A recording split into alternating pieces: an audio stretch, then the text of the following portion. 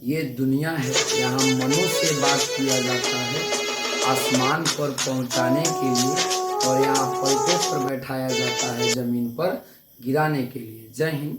चलिए आज के क्लास को हम लोग शुरू करते हैं। और आपको पता होगा कि इस चैनल पर हम लोग 3 चीज़ को कवर करने वाले हैं। सीबीएसई का मैथ, सीबीएसई का साइंस और सीबीएसई का सोशल साइंस। इस चैनल पर हम लोग 3 गो चीज़ को अच्छे से कवर करेंगे। देखिए वीडियो में उतना क्वालिटी नहीं है, तो थोड़ा सा आप मोबाइल का क्वालिटी बढ़ा के वीडियो को देख सकते हैं। गारंटी मेरा है कि 100% समझ में आएगा, वो तो तय है। देखिए हम लोग इसी चैनल पर 10th क्लास के मैथ लेसन 1 को पूरे विस्तार तरीका से ख़त्म कर चुके हैं। आज हम आ गए हैं साइंस, और आपको तो पता है कि साइंस के 3 पार्ट हैं, बायोलॉजी, केमिस्ट्री और फिजिक्स। आज हम लेके चलेंगे फिजिक्स के लेसन नंबर 1 को, जिसका नाम है रिफ्लेक्शन एंड रिफ्रैक्शन, परावर्तन एंड अपवर्तन। थोड़ा समझिए, आज हम जानने का प्रयास करेंगे रिफ्लेक्शन एंड रिफ्रैक्शन के बारे में, और एनसीईआरटी बेस होने वाला है। शायद आपको पता नहीं है, किसी भी एग्जाम को क्वालिफाई करने के लिए एनसीईआरटी अति आवश्यक है। कहा गया है पोथी पढ़ी पढ़ी जग में पंडित भया ना कोई, 4 अक्षर एनसीईआरटी पढ़े वहीं आईएएस होए। चलिए शुरू करते हैं। तो यह है फिजिक्स, और फिजिक्स का lesson number 1 10th class CBSE board का लेसन नंबर 1 का नाम है रिफ्लेक्शन एंड रिफ्रैक्शन। आइए हम लोग समझने का प्रयास करते हैं। सबसे पहले इसमें समझेंगे लाइट के बारे में।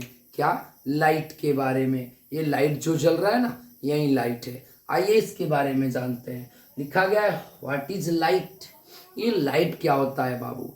देखो लाइट क्या होता है, अंधेरे में किसी वस्तु को दिखा दे, यही लाइट होता है। The light is the energy that enable us to see. थोड़ा समझिए, लाइट एक ऊर्जा है, लाइट एक एनर्जी है। लाइट जो है ना एक एनर्जी है दैट इनेबल्स अस टू सी, जो गायब हुए वस्तुओं को हमें दिखाता है। यानी कि प्रकाश जो है, लाइट जो है, वह एक ऊर्जा है, वह एक एनर्जी है जो अंधेरे में रखी वस्तुओं को हमें दिखाता है।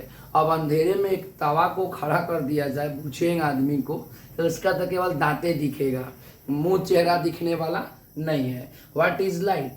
The light is the energy that enables us to see. Light एक एनर्जी है जो इनेबल दिखाता है गायब हुए वस्तुओं को। क्लियर है? आगे चलते हैं। ये लाइट के बारे में आप कुछ जानिए। सबसे पहले हम जान लेते हैं motion in A street line. थोड़ा समझिए, ये लाइट जो है आखिर चलता कैसे है। आपसे एक सवाल, क्या आप लोग लाइट को आंखों से देख सकते हैं? नहीं रे मुन्ना, लाइट को आंखों से नहीं देखा जा सकता है, क्योंकि लाइट जो है ना महसूस किया जाता है। हवा को आंखों से देख नहीं सकते हैं, महसूस फील किया जाता है। तो हमसे पूछा गया है कि आखिर लाइट जो है वो चलता कैसे है, टेढ़ा चलता है कि सीधे चलता है। Motion in A street line. देखिए लाइट जो होता है ना वह सीधी रेखा में जाता है। आपसे एक सवाल पूछेगा सीबीएसई बोर्ड कि हमारा लाइट का मोशन क्या होता है, तो स्ट्रेट लाइट यानी सीधी रेखा में गमन करता है। आगे समझिए, लिखा गया है the speed of light in vacuum. थोड़ा समझिए, हमसे पूछा गया है कि वैक्यूम यानी निर्वात। निर्वात का मतलब खाली जगह, निर्वात का मतलब खाली जगह, यानी द स्पीड ऑफ लाइट। प्रकाश जो है ना वो वैक्यूम में किस रफ्तार से चलता है। लाइट जो है ना वो वैक्यूम में किस रफ्तार से चलता है, तो लाइट जो है वो वैक्यूम में चलता है कौना रफ्तार से, तो नॉर्मल सा कहानी है 3 × 10⁸ मीटर प्रति सेकेंड के चाल से चलता है। क्लियर है ना? थोड़ा अच्छे से समझिए। हमसे पूछा गया है the speed of light in vacuum, यानी लाइट का जो स्पीड है, लाइट का जो स्पीड है वो वैक्यूम में कैसे कितना होता है, 3 × 10⁸ मीटर प्रति सेकेंड। क्लियर है ना? एक चीज है किरण, आप देखे होंगे सूर्य जब निकलता है तो उसकी किरणें निकलती है। आप कहाँ देख सकते हैं? अपने घरों में देखिएगा, घरों में वो छेद छोड़ा होता है ना, उसमें के उसकी एगो किरण निकल के आती है। तो आखिर किरण क्या है? यही किरण तो यही है, यानी लाइट है, सीधी रेखा में चल रही है, उसी को हम लोग किरण कहते हैं। आइए आगे समझने का प्रयास करते हैं। आगे हमको मिलेगा लाइट बीम क्या है, थोड़ा समझिए। ये लाइट बीम क्या है? लाइट बीम का मतलब क्या है?